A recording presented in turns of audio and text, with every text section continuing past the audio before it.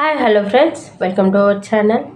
Today ఇంకో commenter వచ్చేసి, madam B pharmacy చేసిన వాళ్ళకి గవర్నమెంట్ జాబ్స్ గురించి ఒక వీడియో చేయండి మేడం, ప్లీజ్ మేడం అన్నారు. నేను ఆల్రెడీ వీడియో చేసిన, అయితే మీరు చూడలేదు అంటే మీ ఛానల్ సబ్స్క్రైబ్ చేసుకోలేదని ఇక్కడనే అర్థమవుతుంది. ఛానల్ సబ్స్క్రైబ్ చేసుకుంటే అన్ని నోటిఫికేషన్స్ వస్తాయి, అన్ని వీడియోస్ వస్తాయి, అప్పుడు మీరు అన్నీ చూడవచ్చు. నేను ఆల్రెడీ ఎలాంటి జాబ్స్ అంటే కెరియర్ ఆప్షన్ ఏ విధంగా ఉంటుంది ఆఫ్టర్ బీ ఫార్మసీ అనేసి నేను వీడియో చేయడం జరిగింది.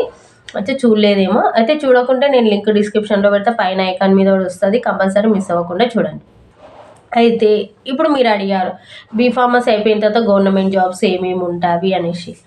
అయితే బీ ఫార్మసీ అయిపోయిన తర్వాత గవర్నమెంట్ జాబ్స్ వచ్చేసి అందరికి తెలిసింది డ్రగ్ ఇన్స్పెక్టరు, ఫార్మసిస్టు, అంతే. అవే ఉంటాయి మనకి, అంటే ఫార్మసీ రిలేటెడ్. రిమైనింగ్ మన ఏ గవర్నమెంట్ జాబ్స్కైనా ఎలిజిబుల్, ఎందుకంటే మనము డిగ్రీ కదా మనది, మనము గ్రూప్ 1 రాసుకోవచ్చు, గ్రూప్ 2 రాసుకోవచ్చు, ఇవన్నీ మనము రాసుకోవచ్చు. కానీ ఫార్మసీ రిలేటెడ్గా వచ్చేసి డ్రగ్ ఇన్స్పెక్టర్ ఎగ్జాము మొన్న 3-4 మంత్స్ బ్యాకే అయిపోయింది కదా, ఎన్ని చాలా లెస్ పోస్టులు పడ్డాయి, ఒక 50-100 అనుకుంటా. అది ఆ డ్రగ్ ఇన్స్పెక్టర్కు ఎలిజిబుల్.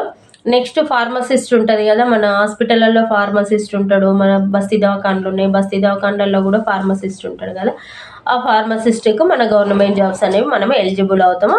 అవి నోటిఫికేషన్స్ పడతాయి, నోటిఫికేషన్ పడ్డప్పుడే మనం అప్లై చేసుకోవాల్సి ఉంటుంది. అప్లై చేసుకుంటే మన కంపల్సరీ అప్పుడు పీసీఏ సర్టిఫికేట్ ఉండాలి, మన టీఎస్ పీసీఏ ఉండాలి. ఇప్పుడు టీఎస్ కాబట్టి టీఎస్కి సంబంధించిన పీసీఏ సర్టిఫికేట్ ఉండాలి. మన మన మెరిట్ ఉండాలన్నమాట. బీ ఫార్మసీలో వచ్చిన మెరిట్ ప్రకారమే ఇక్కడ ఇవ్వడం జరుగుతుంది.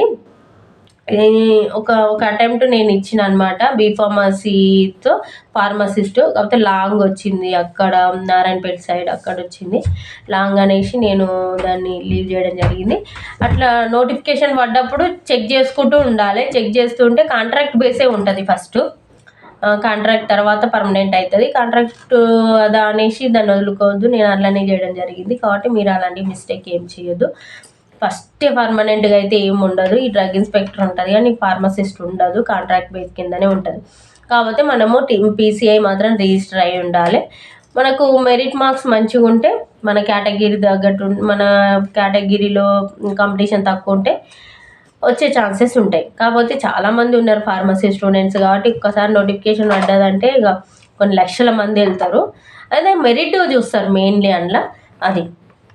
ఇది ఈరోజు వచ్చేసి మన బీ ఫార్మసీ చదివిన వాళ్ళకి మనం ఫార్మసీ రిలేటెడ్ గవర్నమెంట్ జాబ్స్ ఏముంటాయి అనేసి మీరు అడిగిన దానికి మీ క్వశ్చన్కి మీ ఆన్సర్ మీకు రీచ్ అయింది అనుకుంటున్నాను.